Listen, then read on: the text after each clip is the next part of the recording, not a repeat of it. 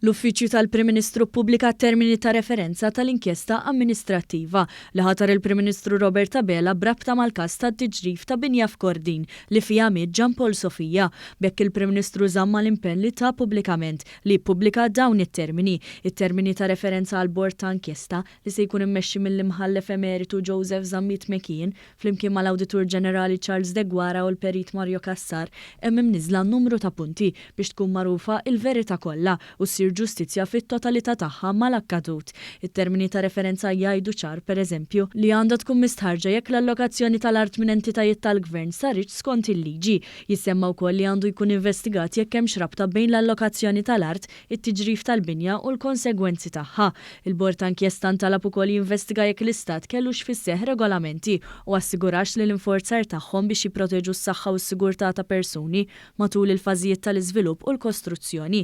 Il-termini ta' referenza jsemmu wkoll l-istħarriġ ta' jekk il-proċess tal-ippjanar, l-iżvilupp u l-kostruzzjoni għandux fih dan u liġijiet u policies xirqa li kemm jista' jkun jeliminaw ir-riskju ta' korriment u jew mewt. Dan apparti li l-inkjesta għandha tressaq rakkomandazzjonijiet biex jittieħdu miżuri għat-tisjieħ tas-saħħa u s-sigurtà fuq siti ta' kostruzzjoni.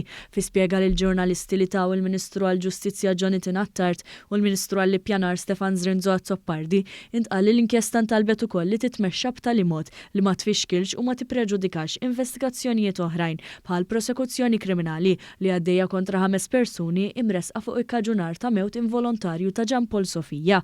Il-terminu tal-inkjesta se jkun ta' 5 xhur u f'każ li jestendi il-bord irid jinforma lil Prim Ministru. Sena wara r-rapport jitqiegħed anke fuq il-mejda tal-Kamra tar-Rappreżentanti u l-Gvern se jkun marbut jiddibatti ir-rakkomandazzjonijiet magħmula mill-bord. Kien il-Prim Ministru Robert Abela li meta ħabbar il-ħatra tal-inkjesta kien spjega prinċipji ċari biex issir ġustizzja fit-totalità tagħha.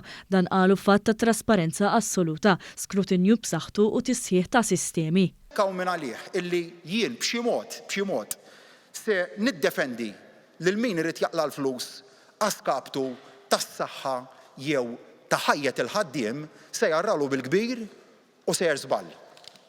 Il-ġustizzja mhux biss titissir, tidher ukoll li qed issir u nfakkar li justice delayed is justice denied. Il-Prim Ministru kien ippubblika wkoll ir-rapport tal-Maġistrat Marzien Farrugia wara li din ikkonkludiet l-inkjesta maġisterjali fil-każ 8 xhur wara li seħħ l-inċident. Fi spjega lil ġurnalisti il-Ministri Attartu Zrinzo Azzoppardi spjegaw kif il-familja ta' Sofija kienet involuta fil-proċess ta' tfassil tat-termini ta' referenza u se jkollha wkoll ir-rwol partiċipattiv fl-inkjesta amministrattiva. Fatt ieħor ta' trasparenza sħiħa, il-Gvern ippubblika r-rispons tal-familja Sofija dwar it-termini ta' referenza fejn hemm konverġenza b'saħħitha bejn dak imqajjem mill-familja u t-termini ta' referenza kif ippreżentati mill-Gvern.